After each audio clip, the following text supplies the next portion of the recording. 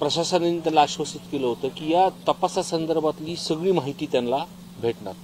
मी आताही त्यांच्याशी चर्चा केली। मूळ मुद्दा काय आहे की 6 ते 14 जोपर्यंत हा CID कडे तपास केला नव्हता, तर ते आता CID कडे तपास आहे, तर ते म्हणतात तो तपास आता व्यवस्थित चालू आहे। तर ते 6 ते 14 मधला ज्या प्रशासनाने ज्या पोलीस अधिकाऱ्यांनी तपास केला, जे मूळपासून मी सांगतोय की त्यावेळेसचे SP या भागातले DYSP आणि पोलीस प्रशासनातले जे काही त्या पोलीस स्टेशन मधले प्रशासन होतं त्यांचे CDR तपासले, ह्या सगळ्या गोष्टी बाहेर येतील।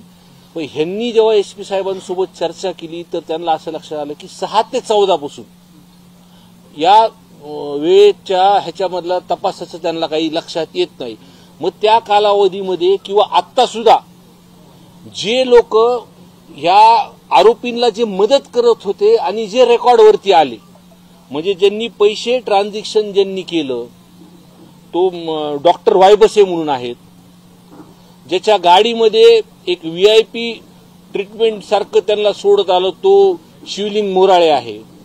अजून एक व्यक्ती जेव्हा ह्यांचे कुटुंबाला पोलीस स्टेशनच्या तिथे ज्यांनी दम दिलं, आरोपीचे फोटो दाखवतो म्हणून हे वारंवार सांगतात, काय नाव बालाजी तांदळे म्हणून, हे आतापर्यंत या गुन्ह्यामध्ये का घेतलं नाही हा प्रश्न त्यांचा आहे। आणि हे खऱ्या अर्थाने बरोबर आहे, जे की त्यांचं कुटुंब स्वतः सांगते किंवा ते रेकॉर्डवरती कुठंतरी आले, एक तर मीडियावरती सोडताना आलाय, व तुला कुठं सापडला काय नाही, तुला कुणी फोन केला, तुला कुणी सोडायला सांगितलं, हे सगळे आजाद फिरतात आणि परत व्हिडिओ कडून सांगतात की मी मला जाताना गाडीत भेटले होते म्हणून।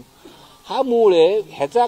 काय मी पहिल्या दिवशीपासून हा विषय जे मानतोय ना, या तपास CID कडे गेल्यापासून आता व्यवस्थित सरकारने गेलं तर तो चालू आहे, पण कुठं ना कुठं या यंत्रणेला तपासापासून किंवा हे जे काही लोक आहेत जे वाल्मिक कराडच्या सोबत आहेत आणि हा गुन्हा झाल्याच्या नंतर जे काही मदत त्यांना त्या अटक होईपर्यंत इकडे तिकडे फिरवत होते, ही जे लोक हे जे काही रेकॉर्डवरती आले, ह्यांना कुठेतरी मदत होती असं मला वाटतं। आणि या मदत करण्यामध्ये त्यांचे निकटवर्ती जे आहेत, धनंजय मुंडे साहेब यांनी स्वतःच सांगितलं होतं, सगळा महाराष्ट्र त्यांना म्हणतोय की नैतिकता दाखवून त्यांनी राजीनामा दिला पाहिजे, तेव्हा मग प्रशासनाला पूर्ण मोकळा श्वास भेटेल। आणि हे जे काही ज्यांनी या आरोपींना मदत केलेली आहे त्यांना अटक म्हणजे गुन्हा दाखल करून त्यांना अटक केली पाहिजे।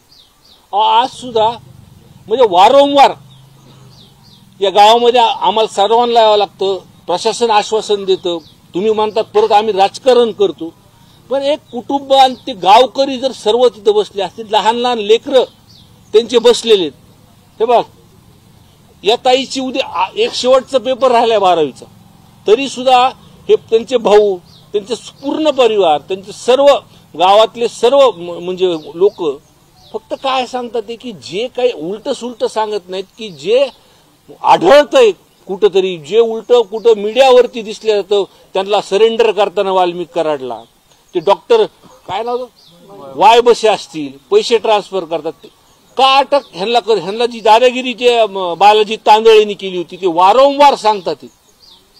मग कुठं ह्यांना कागदावर घेतलं का तपासाला बोलवलं हा संशय येतो। आणि कुठंतरी मग अडचण परत या तपासामध्ये येऊ नये, कारण ही सर्व मंडळी पैशानी खूप दानशूर आहेत, म्हणजे दानशूरपेक्षा पैशानी चांगलेत।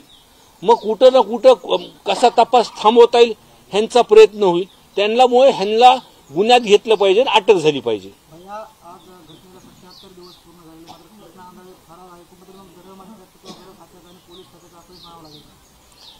हे बघा, पोलिसांना तपायचा असेल, जर तो माणूस जिवंत असला तर 24 तासामध्ये तो सापडेल।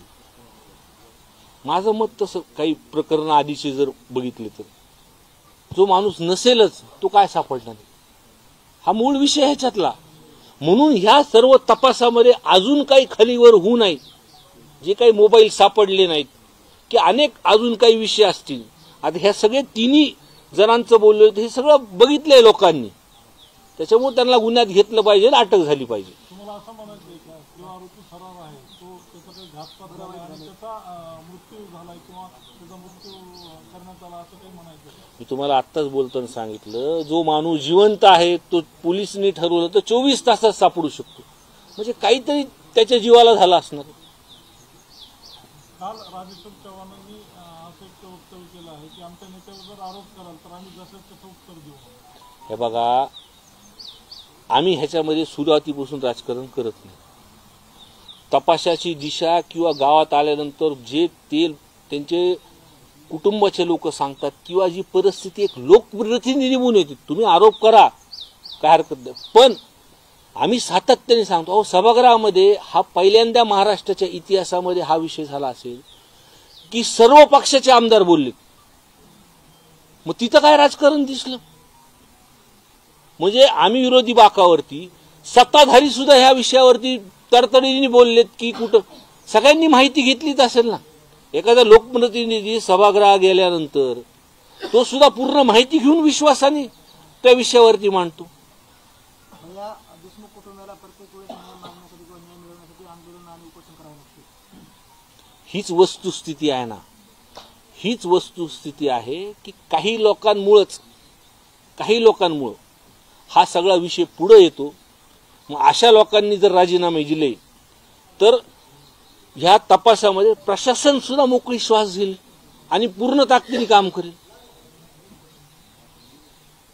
पण काय वाटतं की अन्नत्यागासारखं एक कठोर आंदोलन आज देशमुख कुटुंबीय सहभागी झालंय, गावकरी सोबत आहे आणि अशा परिस्थितीमध्ये जिथे संतोष देशमुख यांची हत्या होऊन केवळ 70-75 दिवस झाले, या पार्श्वभूमीवरती आपण वैयक्तिक अशी मागणी करतो का सरकारकडे, प्रशासनाकडे? नाही, आम्ही सर्वजणच मागणी करतोय. या कुटुंबाला न्याय देण्यासाठी आम्ही सर्वजण मागणी करणार आहोत. आम्ही या संदर्भात मुख्यमंत्री साहेबांनाही भेटणार आहोत आणि अजितदादांना सुद्धा या संदर्भात भेटणार आहोत की जो काही विषय चालू आहे परत एकदा आपण जसं सभागृहात सर्व आमदारांनी मांडलं होतं आणि आपण सुद्धा आश्वासन दिलं होतं आणि आम्ही नंतर जेव्हा पण यांना भेटलो त्यांनी पण आश्वासन दिलं होतं की जे कोणी गुन्हेगार आहेत त्यांच्यावरती कारवाई होईल. या संदर्भात आम्ही निश्चितपणे त्यांना परत एकदा बोलणार आहे.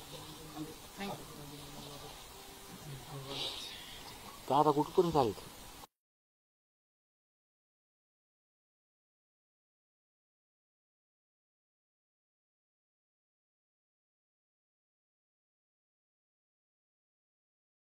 त्याच पद्धतीने जेलमध्ये सुद्धा पीआयची दिली जाते असा आरोप आहे. नंतर त्याकडे कसं बघताय? नाही, त्यांची माहिती काही ना काही त्यांच्याकडे असणारच.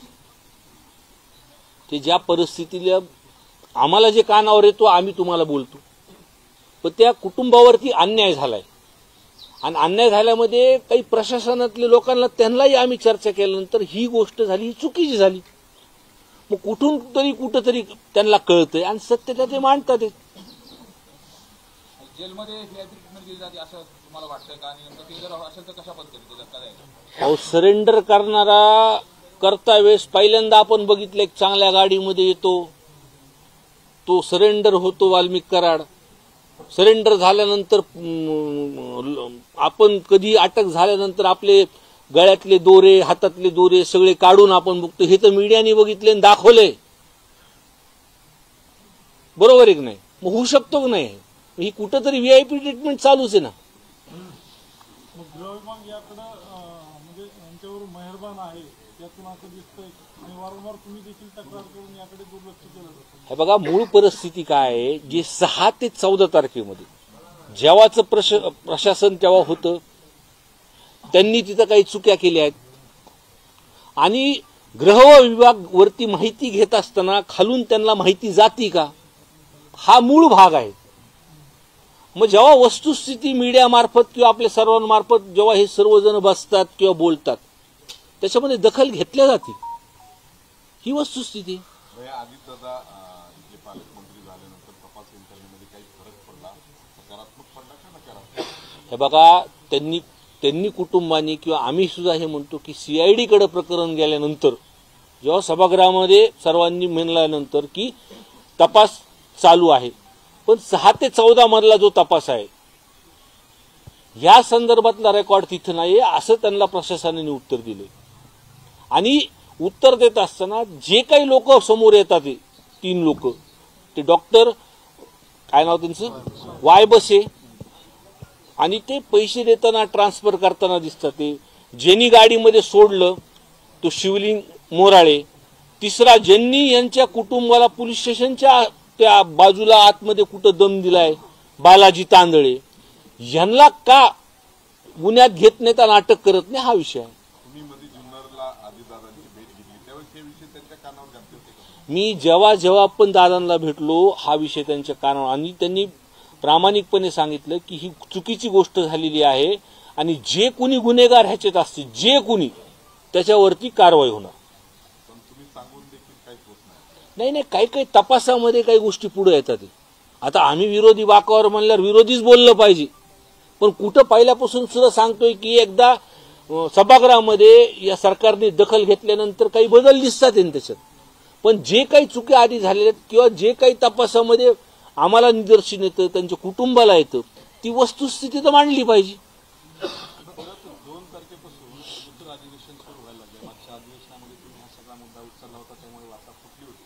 आता दुसरं अधिवेशन यायला लागले तरी ह्या प्रकरणात पूर्ण न्याय मिळालेला नाही. म्हणजे ह्याही अधिवेशनामध्ये हे सगळे पडसाद उमटतात. हो, आता गावकऱ्यांची या सर्व परिसरांच्या लोकांच्या ज्या काही मागण्या असतील, मेन त्यांच्या कुटुंबाच्या ज्या असतील, ज्या काय आहेत, जे काही त्यांचे प्रश्न आहेत, ते प्रश्न तर आम्हाला सभागृहात मांडावेच लागतील.